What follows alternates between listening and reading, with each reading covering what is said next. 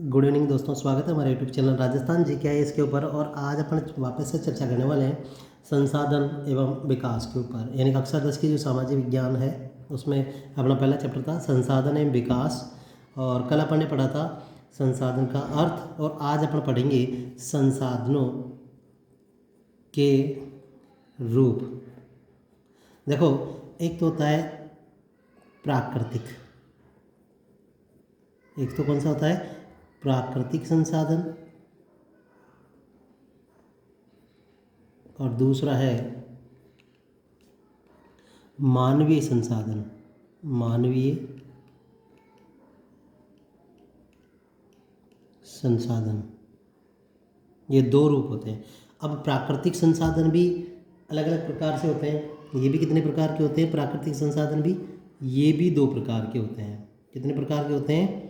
दो प्रकार के होते हैं। एक तो होता है नवीकरण संसाधन,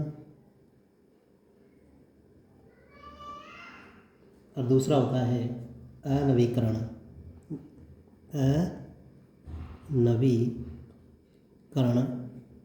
संसाधन।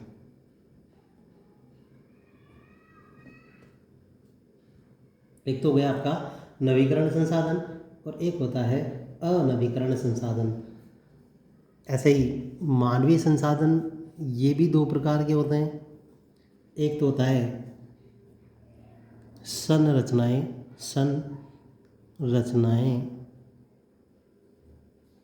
एवं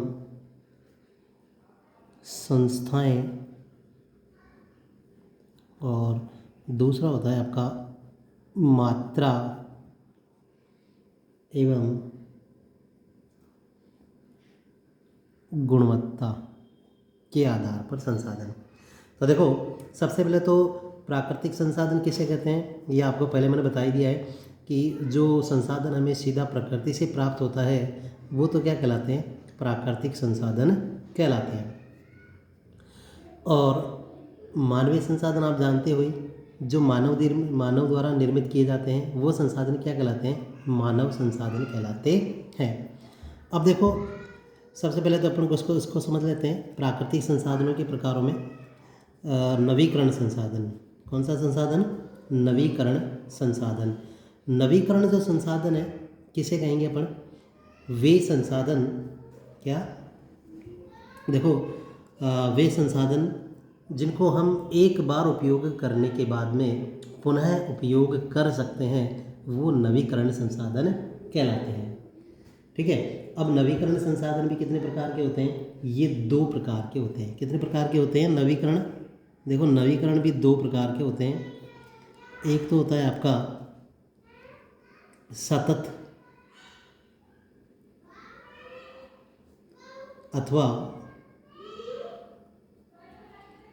प्रवाह संसाधन, सतत अथवा प्रवाह संसाधन, और दूसरा होता है इसमें जैव संसाधन। कौन सा हो जाता है? जैव संसाधन। तो नवीकरण कितने प्रकार के हो गए? नवीकरण भी दो प्रकार के हो गए। एक तो सतत अथवा प्रवाह संसाधन और दूसरा होता है जैव संसाधन। ऐसे ही जो अनवीकरण संसाधन है ये भी कितने प्रकार के होते हैं? ये भी दो प्रकार के होते हैं। कितने प्रकार के होते हैं? दो प्रकार के होते हैं। इसमें एक तो पहला तो आ जाएगा आपका पुनः चक्रीय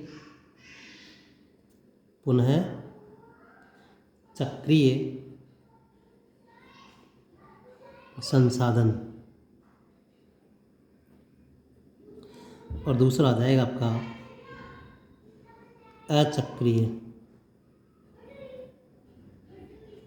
अचक्रीय संसाधन। एक तो पुनः चक्रीय संसाधन और अचक्रीय संसाधन। तो देखो, सबसे पहले अपन इसको समझते हैं नवीकरण संसाधन को। मैं आपको इसकी परिभाषा लिखकर बता देता हूँ। देखो, इसमें पहले में है नवीकरण संसाधन की परिभाषा कैसे लिखेंगे? नवीकरण संसाधन।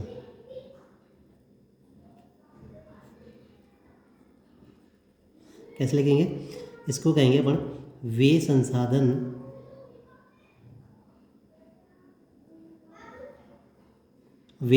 संसाधन जिन्हें एक बार उपयोग करने के बाद पुनः उपयोग किया जा सकता हो, क्या कहलाएगा? नवीकरण संसाधन कहलाएगा। यानी वे संसाधन जिन्हें एक बार उपयोग करने के बाद पुनः उपयोग किया जा सकता है वो क्या कहलाते हैं? नवीकरण संसाधन कहलाते हैं। या अपन ऐसे भी लिख सकते हैं, वे संसाधन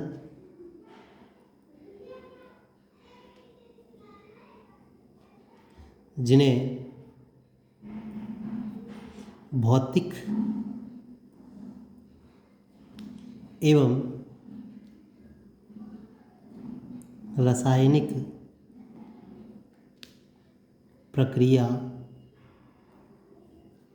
द्वारा पुनः प्राप्त किया जा सकता है, पुनः प्राप्त कर सकें, क्या कहलाते हैं? नवीकरण संसाधन कहलाते हैं। उदाहरण अपन दे सकते हैं इसमें, जैसे मान लो उदाहरण है सौर ऊर्जा है,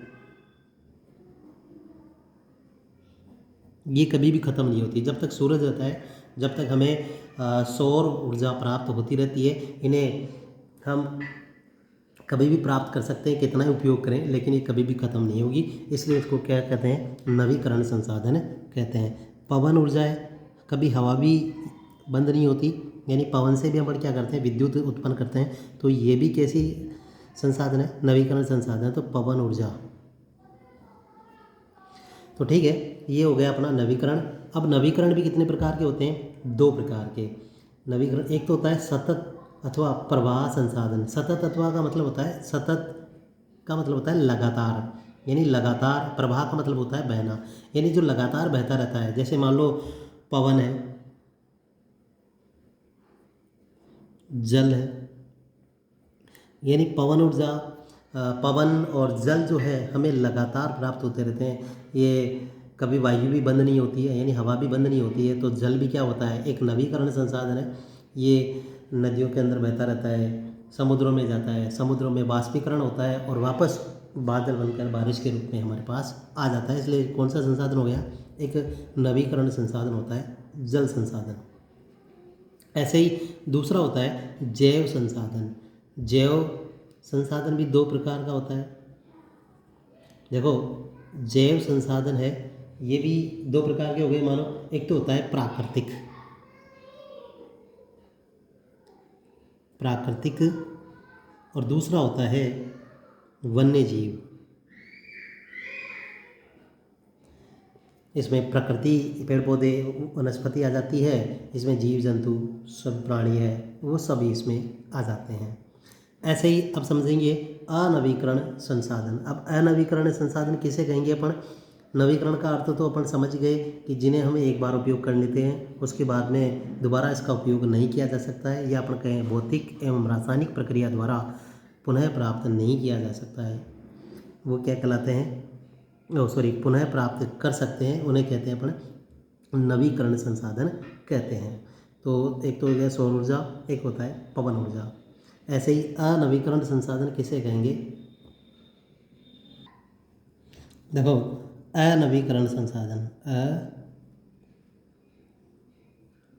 अनवीकरण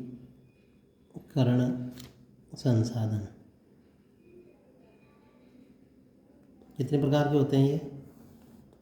ये भी आपके 2 प्रकार के मैंने आपको बताया भी। एक तो होता है पुनः चक्रीय संसाधन और दूसरा होता है अचक्रीय संसाधन। तो अनवीकरण संसाधन कितने प्रकार के हो गए? 2 प्रकार के, पुनः चक्रीय संसाधन, एक अचक्रीय संसाधन। पुनः चक्रीय का मतलब होता है जिन्हें हम दोबारा से प्राप्त कर सकते हैं, वो क्या कहलाते हैं? पुनः चक्रीय। मतलब इसका एक बार उपयोग कर लेते हैं तो उसको दोबारा प्राप्त कर सकते हैं। हालांकि इसको प्राप्त नहीं कर सकते, इसमें रूप परिवर्तन कर सकते हैं। जैसे मान लो धातु होती है ना, धातु, धातु का मतलब जैसे मान लो उदाहरण में आपको बता देता हूँ, जैसे लोहा है, सोना है, चांदी है, ये सब कैसे हैं? ये पुनः चक्रीय संसाधन है। इनका एक बार उपयोग कर लेते हैं तो उसको वापस से तोड़ मरोड़ कर दोबारा से कोई दूसरा रूप परिवर्तन कर सकते हैं। पुनः प्राप्त दूसरा नया तो नहीं बनाया जा सकता है, लेकिन इनका रूप परिवर्तन हो जाता है, इसलिए इनको पुनः चक्रीय संसाधन कहा जाता है। ऐसे ही अचक्रीय संसाधन वो होते हैं जिनको हम एक बार उपयोग में ले लिया ना तो दोबारा कभी उसको उपयोग में नहीं ले सकते। यानी वे संसाधन जिनको एक बार उपयोग में लेते हैं पुनः उपयोग में नहीं ले सकते। जैसे मान लो उदाहरण में आपको बताऊं, इसमें उदाहरण में क्या आ जाएगा? जीवाश्म ईंधन, जीवाश्म ईंधन। जीवाश्म ईंधन का मतलब होता है जैसे मान लो जीवों के सड़े गले पदार्थों से जो चीज़ें बनती हैं वो जीवाश्म ईंधन कहलाता है। जैसे मान लो पेट्रोल है,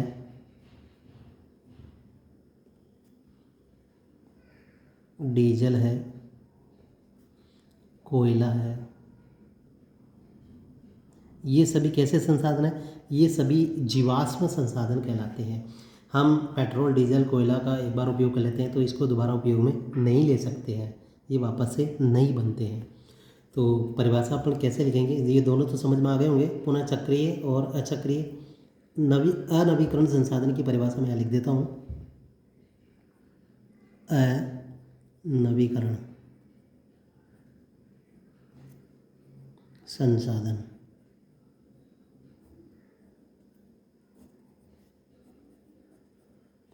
अनवीकरण संसाधन किसे कहेंगे? वे संसाधन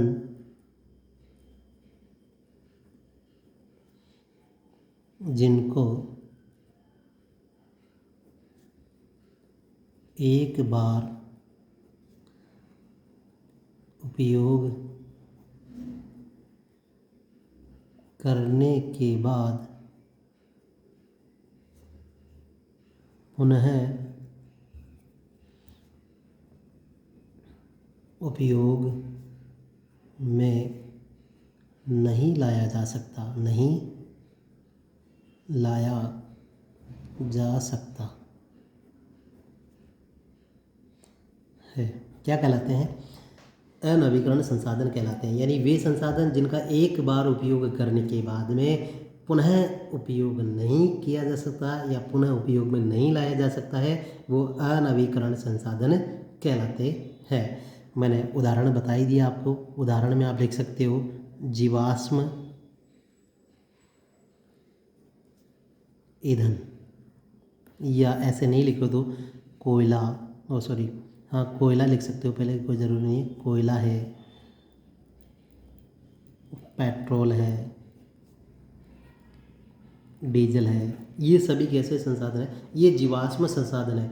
अब जीवाश्म क्यों लिखा? क्योंकि ये सड़े गले जो जीव जंतु हैं, पेड़ पौधे, वनस्पति है, इन्हीं के यानी जीवों से ही बने होते हैं, इसलिए इनको जीवाश्म ईंधन कहते हैं। ताप और दाब के कारण, पहले आपको पता है कि लाखों सालों पहले ताप और दाब के कारण ये कोयला, पेट्रोल, डीजल में परिवर्तन हो गए थे पेड़ पौधे, जीव जंतु। तो इसको इसलिए क्या कहा जाता है? जीवाश्म ईंधन कहा जाता है। तो वीडियो कैसा लगा? अच्छा लगा है तो लाइक करें, शेयर करें, और अगर हमारे चैनल पर आप नए हो तो उसको सब्सक्राइब ज़रूर कर लेना और बेल आइकन की घंटी ज़रूर दबाना, क्योंकि आने वाले सब वीडियो आपको मिल सके।